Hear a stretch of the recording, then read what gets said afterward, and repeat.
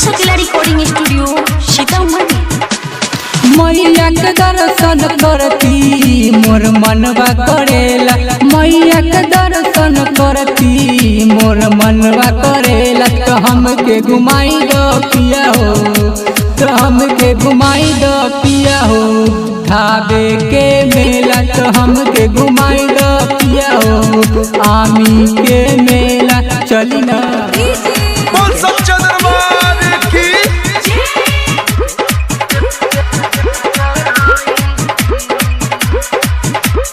Mix by Manish केला।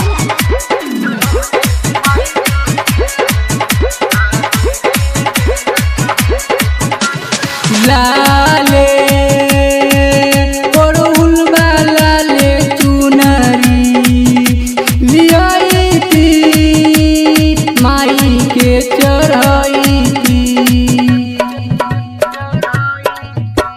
लाले पड़ुल लाले चुनरी लियाई थी, माई के चढ़ाई थी।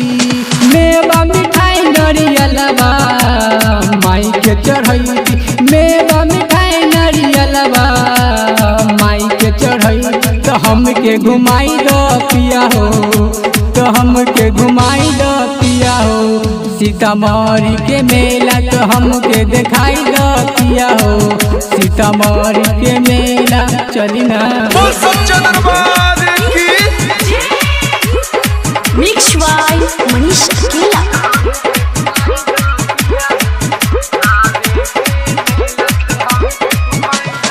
अपना ला से नूरा वाली आई थी, ओठावा के लाली लियाई थी।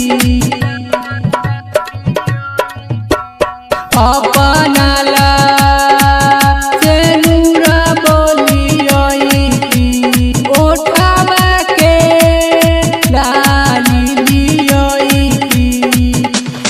ननद के हाथवा के बाला कनमा के बाल, ननद के हाथवा के बाला कनमा के बाल।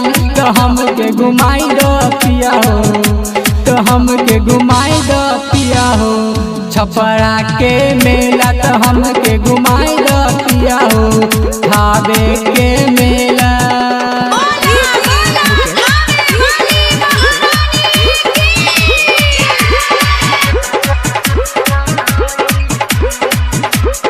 मिक्स बाय मनीष केला।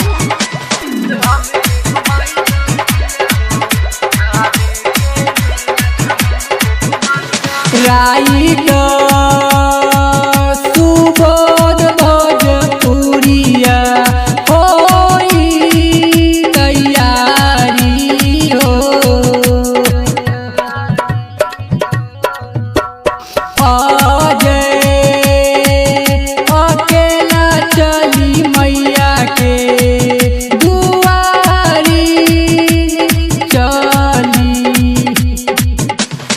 मैया तो सब दुख हरती दुनिया कहेला, मैया तो सब दुख हरती दुनिया कहेला। तो हमके घुमाई दो पिया हो, तो हमके घुमाई दो पिया हो, सीतामढ़ी के मेला। तो हमके घुमाई दो पिया हो, पूनौरा के मेला। चली ना मनीष केला रिकॉर्डिंग स्टूडियो सीतामढ़ी।